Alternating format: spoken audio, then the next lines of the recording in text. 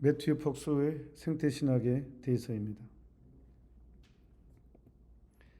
생태신학자로 알려진 매튜 폭스 신부가 한국에서 강연을 하였습니다. 옆에 보이는 게 이제 그 강연 포스터입니다. 대표적인 생태신학자 매튜 폭스 신부가 한국에 방문하여 강연을 하였습니다.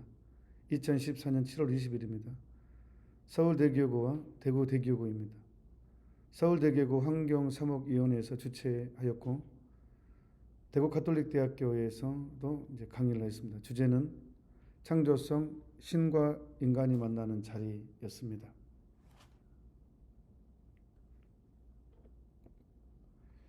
서울대교구 환경사목위원회에서는 매튜 폭스를 생태신학자이자 성공의 신부로 소개하지만 매튜 폭스는 34년간 도미니코 수도의 신부였습니다.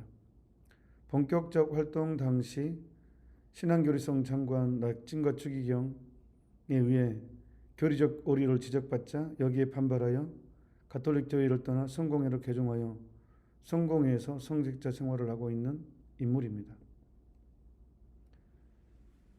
1983년에 교황청 신앙교리성은 폭스 신부의 저작물들이 문제가 있는 것으로 보았습니다.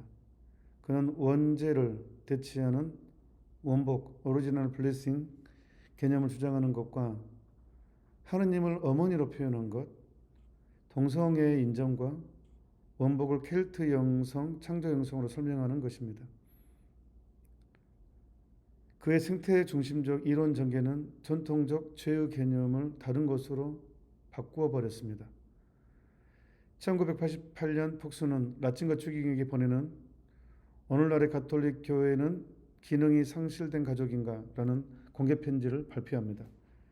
그 라틴과 추기경은 폭스가 가톨릭 교육기관에서 1년간 강연하거나 가르치지 못하도록 명합니다.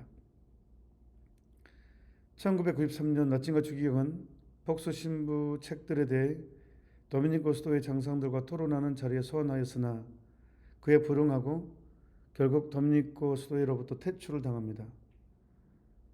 신앙교리성이 폭스 신부에게 해명할 것을 요구한 주제들에는 하느님을 어머니라 칭하는 것과 원죄를 원복 개념으로 대체하는 것과 동성애의 옹호, 창조 영성의 네 가지 길, 즉 긍정의 길, 부정의 길, 창조의 길, 변모의 길 개념 등에 있었습니다. 도미니코회를 떠난 폭스 신부는 레이브 파티를 이용하여 전례 생기를 더듬으로써 젊은이들을 이끄는 성공의 활동가들을 만납니다. 그때부터 폭스는 테크노 우주 미사를 거행하기 시작합니다. 테크노 우주 미사는 거룩한 희생제사인 미사를 비그리스도교 종교 예식들과 혼합하여 테크노 음악과 레이브 파티의 에너지를 도입하는 형태의 예식입니다. 올해 영국 캔터버리 대성당에서 이제 2024년 2월 8일에서 9일에 현재 지금 대성당으로 쓰고 있습니다. 이날에 90년대 사일런트 디스코라는 제목으로 음주 레이브 댄스 파티가 벌어졌습니다. 음악은 무선 헤드폰으로만 들을 수 있게 했고 디스코 음악과 현란한 조명 아래 3천여 명이 술을 마시고 춤을 추었습니다. 이는 매튜 폭스 신부가 주장하는 대로의 행사입니다. 이 행사에 또 폭스 신부가 초대받아서 강연도 하였습니다. 이러한 댄스, 테크노 음악, 현대 예술과 서양의 전례 전통을 뒤섞은 예식은 전통적인 그리스도교의 가르침을 거부하고 전통적인 교회를 멀리합니다. 결국 폭스는 1994년에 캘리포니아 교구 성공회 주교 윌리엄 스윙에 의해 공식적으로 성공회 사제로 받아들여집니다. 2005년 라틴과 추기경이 베네딕토 16세로 선출되자 매튜 폭스는 95개조 반박문을 작성하여 독일어로 번역한 후 성령 강림 대축일 주말에 비텐베르크 교회의 문에 못 박았습니다. 이는 16세기에 마르틴 루터가 비텐베르크 교회 문에 95개조 반박문을 못 박았던 종교개혁을 모방한 행위였습니다. 그러니까 전면적으로 거부한다는 뜻입니다. 그의 책입니다. 원복, 오리지널 블레싱, 원죄를 대신하는 개념입니다. 그의 책 원복은 그의 사상이 담긴 중심이 담긴 책입니다.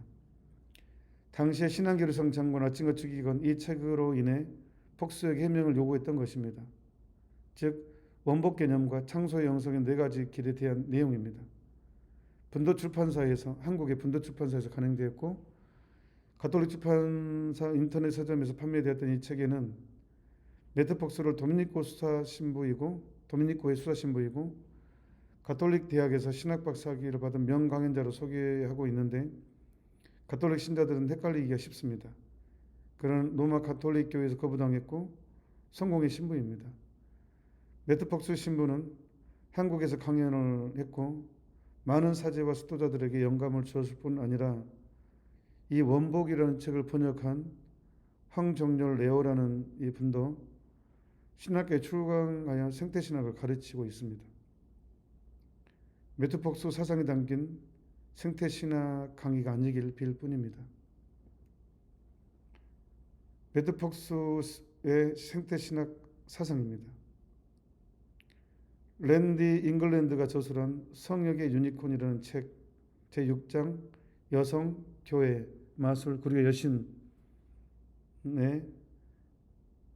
매트 폭스에 대한 상세히 연구한 내용이 미국 가톨릭 방송 EWTN에 의해 방송이 되었습니다.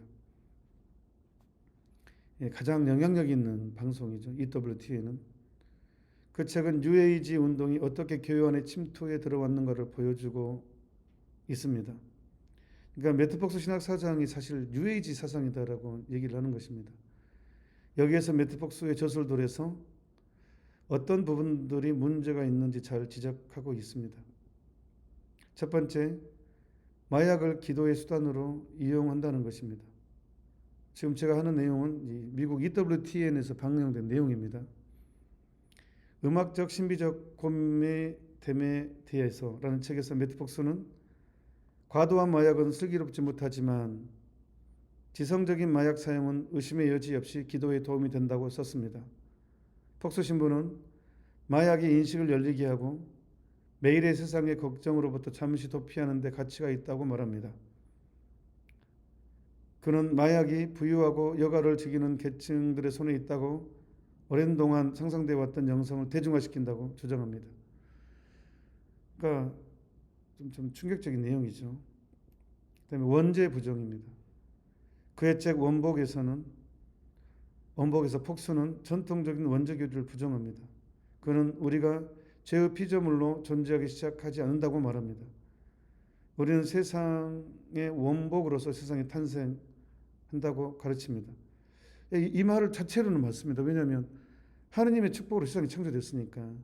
근데 문제는 이 개념으로 원죄를 부정한다는 것입니다.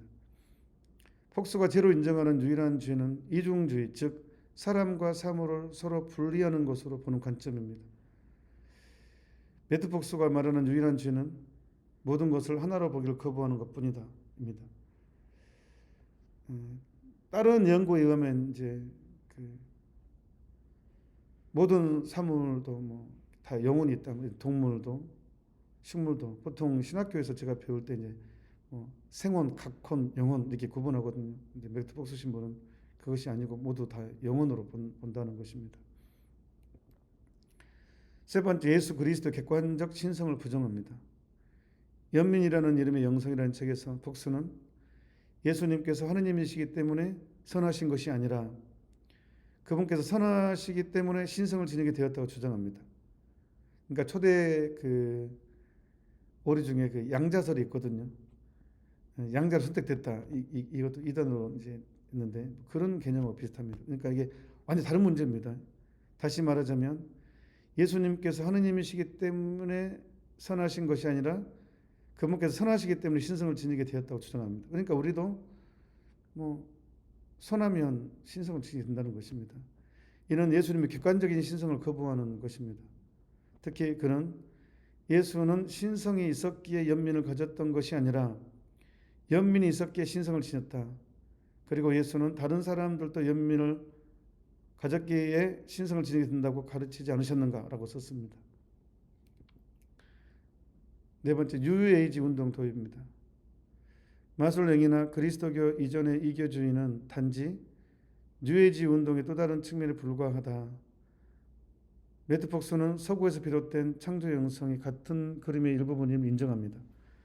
그가 세운 문화와 창조 영성 연구소는 원주민과 동방 영성의 영성 전통을 인간의 잠재적 운동, 새로운 물리학과 녹색 운동과의 대화의 중심이 되었습니다.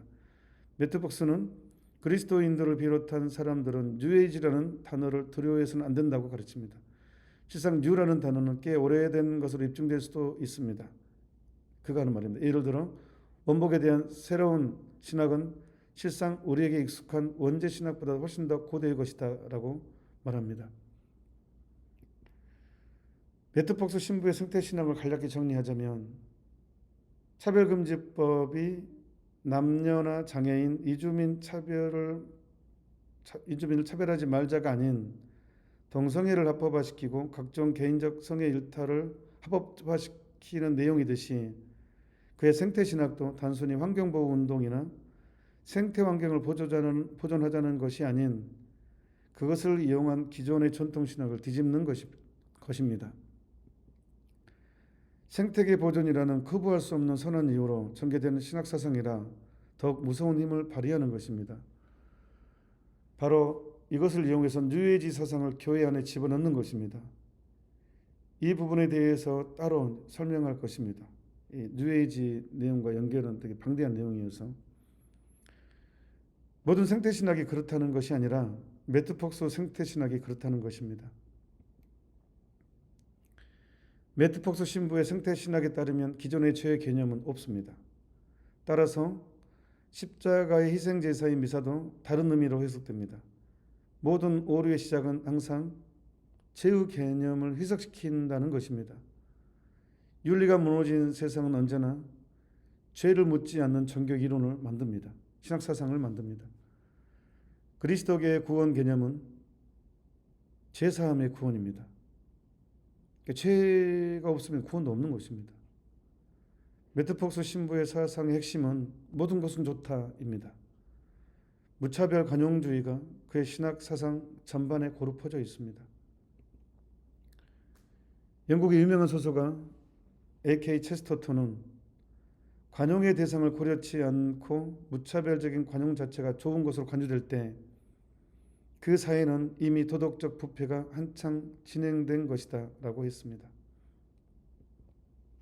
미국의 유명한 복자 풀턴 신대주교는 무차별적인 관용은 진리에 대한 증오로 귀결된다고 했습니다. 우리는 하느님의 피조물인 생태계 보존을 강력히 지지합니다. 그러나 생태계 보존은 인간의 회개가 먼저 선행되어야 합니다. 우리가 하느님을 감동시킬 때 하느님께서는 모든 피조물을 새롭게 하실 것입니다. 너희는 생활 태도를 고쳐라. 그래야 나는 너희를 여기에서 살게 하겠다. 에레미야서 7장 3절의 내용입니다. 죄에 대한 감각은 하느님에 대한 감각입니다. 이는 요한 바오로스 교황님 말씀입니다. 화해와 참회 18항의 내용입니다. 만일 우리가 죄 없다고 말한다면 우리는 자신을 속이는 것이고 우리 안에 진리가 없는 것입니다. 요한일서 1장 8절의 내용입니다. 죄에 대한 감각의 상실은 하느님에 대한 감각의 상실입니다. 우리는 십계명을 알아야 합니다. 그래야 목표가 확실해지고 방법이 보입니다. 은총이 보이고 성체성사를 사랑하게 됩니다. 이로써 생태계는 생동감이 넘칠 것입니다. 생태신학은 멀리 있는 것이 아니라 바로 내 앞에 있습니다. 십계명 실천입니다. 그래야 우주가 삽니다. 현재 대한민국 전체에서 생태신학의 붐이 일고 있습니다. 생태계를 보존하고 지키는 것은 너무나 중요하고 지당한 일입니다. 그러나 너무나 좋은 명분은 모든 사람을 속이기도 쉽습니다. 지금 일고 있는 생태계 보존의 노력이 부디 매트 폭스 신부의 사상이 담긴 그의 책 원복에 따른 생태신학의 품이 아니길 빌고 빌 뿐입니다. 여기까지 간략하게 정리를 했고 나중에 또 구체적으로 자세하게 더 자세하게 이 사상을 분석할 날이 있을 것입니다. 감사합니다.